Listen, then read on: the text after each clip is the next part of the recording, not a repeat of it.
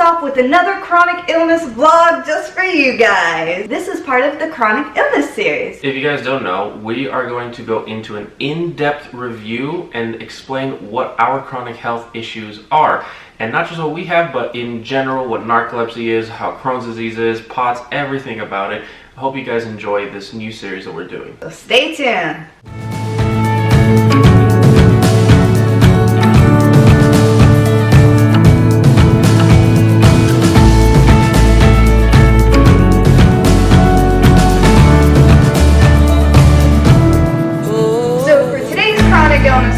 We are going to be talking about POTS, Postural Orthostatic Tachycardia Syndrome. You may need to take a breath when you do say that. Also guys, don't forget to check out the rest of our chronic illness series. We have many more chronic illnesses that we do talk about and that we do go through. So check them out in the description box. And again guys, we know everyone says it to you. Please like, share, subscribe. It truly means a lot to us and it really does help our channel get that much further, that much out there, so more and more people can find our channel and we can try to spread as much awareness as possible. So let's get started guys.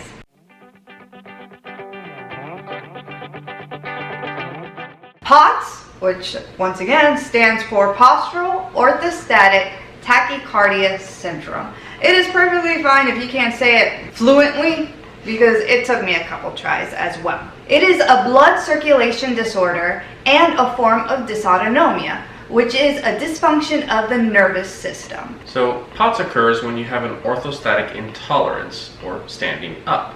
This means you will experience a rapid increase in your heart rate upon standing up, or even as simply as changing positions from laying down to sitting up in bed.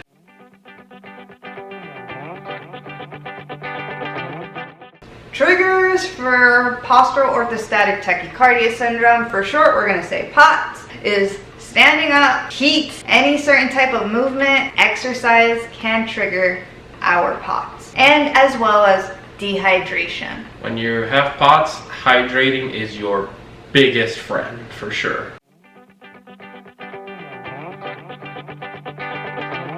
Some of the symptoms that occur due to POTS are uncomfortably high heart rate, dizziness, fainting, sweating, brain fog, fatigue, shakiness, nausea, blurred vision. You know what, Paul, why don't you take it over, because this is long. Blurred vision, shortness of breath, chest pains, discoloration in your hands and feet from blood pooling. Now, blood pooling occurs when you stand up and the blood stays in your lower extremities of your body, such as your hands and your feet. So you'll look at your feet and they'll be completely red or stuff like that. And I've seen it in Janice after like a hot shower, because also, again, heat does make POTS worse. POTS symptoms typically get worse in warm environments, such as hot showers, hot baths, hot rooms, or even on a hot day. In situations involving a lot of standing, such as waiting for a bus, or even just shopping. If your fluid and salt intake have not been adequate enough during that day, like if you had to skip a meal, that also can make your symptoms much, much worse.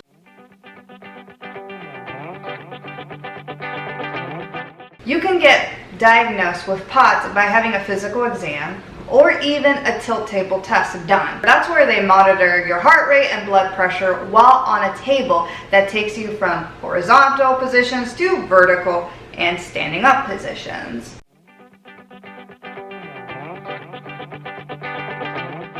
Treatment for POTS may include, but is not limited to, increasing your fluid intake, diet changes, and increasing your salt intake. Medications may also be given to help in the treatment of POTS. Some of these medications can be given to increase blood volume, help the kidneys retain sodium, or beta blockers, which help to reduce the heart rate. Some treatments may not be for everyone, and it is a trial and error. And what I have noticed in the POTS community, everybody is different, and everybody does experience all these symptoms differently and at different times. And there's no shame in that.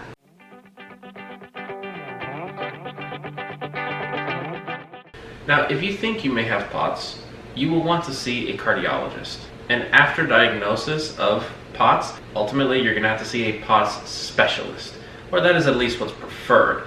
POTS is a difficult thing to treat, as symptoms and treatments can vary greatly from person to person, and not all cardiologists are equipped to handle POTS. Some internists who have a vested interest into it can be specialized enough to actually control and help you manage your POTS. And it's crazy that we've actually gone through it, where we've seen a couple of cardiologists here in Orlando and they say, I can't help you with POTS. It's something completely mind-blowing, but hey, this is what it is, and at least now you know that not every cardiologist may be able to help you. Now, postural orthostatic tachycardia syndrome is rare. So if you guys are looking for answers or think this describes you, I do have a link below that also says all the different POTS specialists or dysautonomia specialists in your area.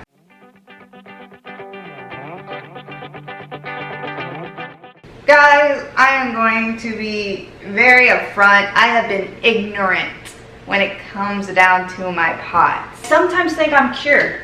I'm perfectly fine. But the other day, me and Paul went out.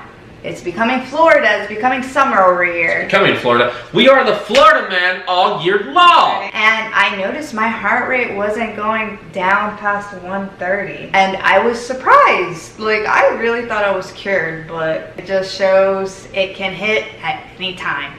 And it was as simple as just sitting in a back porch, and it was, it was a pretty warm-ish day, under a fan, in the shade and everything, but still her heart rate was hitting the 140s at the top end, and I was doing my thing, making sure that she has water, food, stuff to kind of help, but still, Florida heat, it's coming. POTS can cause your heart rate to be uncomfortably high, causing you to possibly feel dizzy, unsteady, sweaty, and even in the worst cases, faint. It does interfere with your ability to walk and stand, because it does cause extreme fatigue and also headaches that interfere with your daily life. Some people with POTS require the aid of a wheelchair because they are limited in their amount of time they can be standing. Sometimes maybe during the winter they don't need it as often, but during the more hotter months, they definitely would.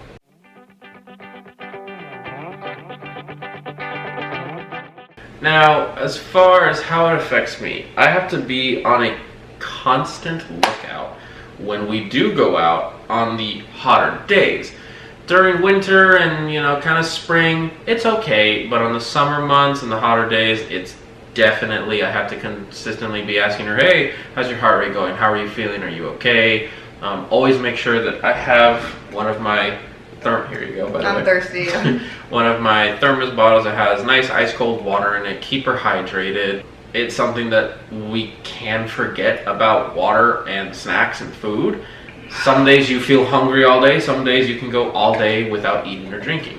So it's something that's the biggest thing, is just remembering and making sure, we have the supplies and the tools that we need, as well as making sure that if she doesn't feel good, I can instantly get her to an air-conditioned area, lay down, prop her feet up, something to help.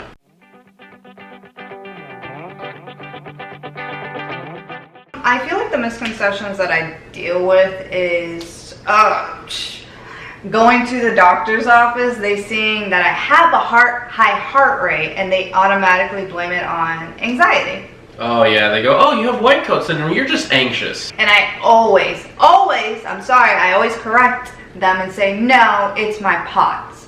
What's that? Postural Orthostatic Tachycardia syndrome. That's where I educate. And they either, oh, okay, I didn't know that, or just go back and say, no, I think it's anxiety. When you break down the word POTS, Postural Orthostatic Tachycardia Syndrome, postural is related to the positioning of your body. Orthostatic is related to you standing upright. Tachycardia is your increased heart rate, and syndrome is a group of symptoms. Someone in the medical field should understand when you say it, break it down like that. Even if you don't know what it is, you should be able to piece it together, but a lot of times they still don't understand it, and because they've never heard of it, they don't take you seriously. Another misconception that I deal with is, once again, sometimes you need to use a wheelchair. And I have had people tell me, oh, you don't need a wheelchair, you're fine.